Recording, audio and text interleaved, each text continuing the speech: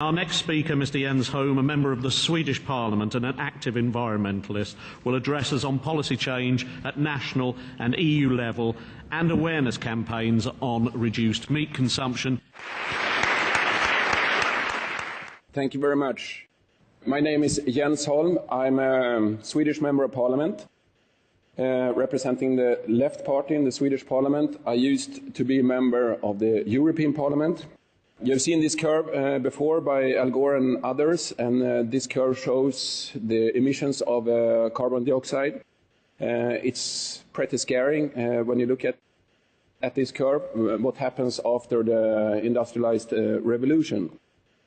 This is also the curve for other greenhouse gases, such as methane and others. This curve is almost as bad. This is the increase in meat production in the world, and Dr. Esther van der Voet, she spoke very eloquently and with a lot of details about this before, so I won't stay here too long. I think also it's important to have this background that who is the biggest responsible for all these emissions, for the problem with the climate change. Well, if we look historically, we can see that it's the industrialized countries, it's the rich countries that are responsible for almost 80% of the emissions of the greenhouse gases in the world.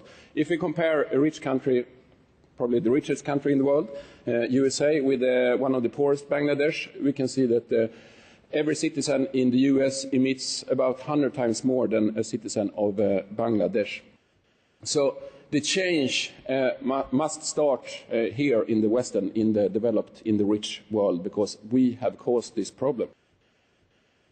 A way forward, this is what I would like to share with you. When I was a member of the European Parliament, I tried to get the European Union to adopt a reduction target for meat consumption. As well as we have reduction targets for emissions of CO2, I think it's important to also set up a goal. We would like to reduce meat consumption, and we would like to reach this goal by that year, etc. Unfortunately, I did not manage to do that, but what I managed to do was at least to get the European Parliament to acknowledge the importance of the livestock industry as a major contributor of huge emissions of greenhouse gases. And I think that is at least a start. If you don't acknowledge that the livestock industry is a huge problem for the environment and for the climate, well, then you don't have a possibility to solve the problem. My second big issue in the European Parliament was to try to abolish the EU meat subsidies, and Mr. Jokkola spoke about this before, and he mentioned that the European Union subsidizes the meat industry with direct subsidies. This is not the indirect subsidies which go through fodder, etc., with about 3 billion euros a year. This is a huge amount of money, and imagine what we could do with this big amount of money if we put it where it could cause some positive effect for the world, production of vegetarian food, etc. This is still a huge problem which needs to be resolved, and I urge all politicians on a national and on the EU level continue to put pressure on these subsidies because they are extremely counterproductive.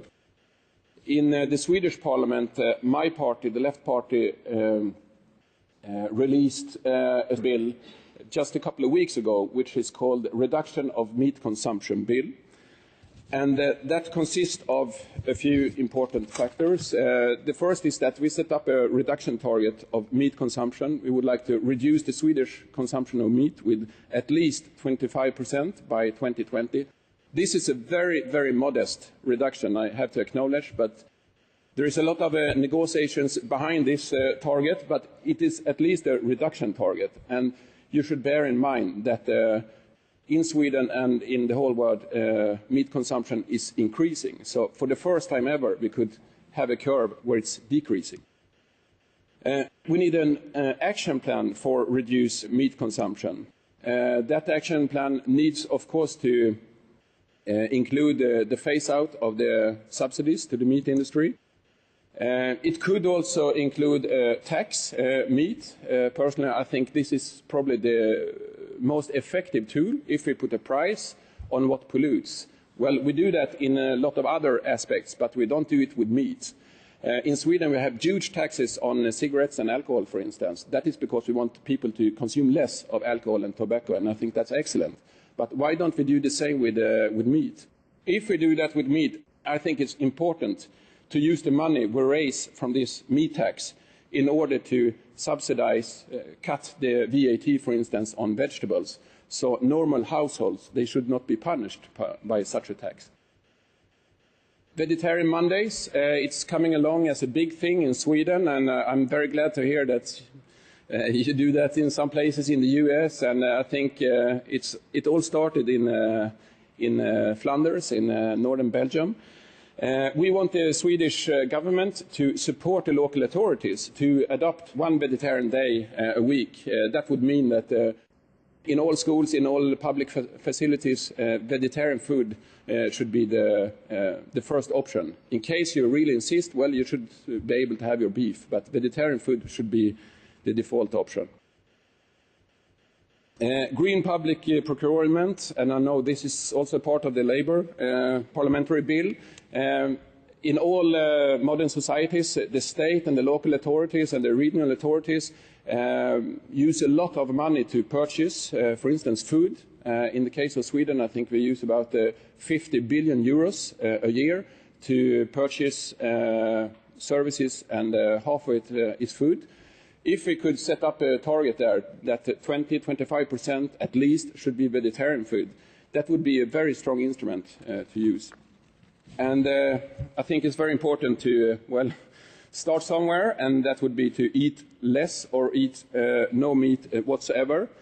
Sometimes people ask me, why do you as a politician tell me as an individual what I should eat? Well, actually, I think the most important thing that we politicians can do is not to moralize about the lifestyle of individuals. I think the most important thing that we can do is to design a rational system on a national level. And when I came to my hotel room yesterday, I saw this publication, and I can see it has the boat Titanic on the cover. You remember Titanic, this unsinkable boat that sunk 1912, I think it was, in April. By midnight, Titanic ran very quickly across the Atlantic Sea, ran into a huge iceberg.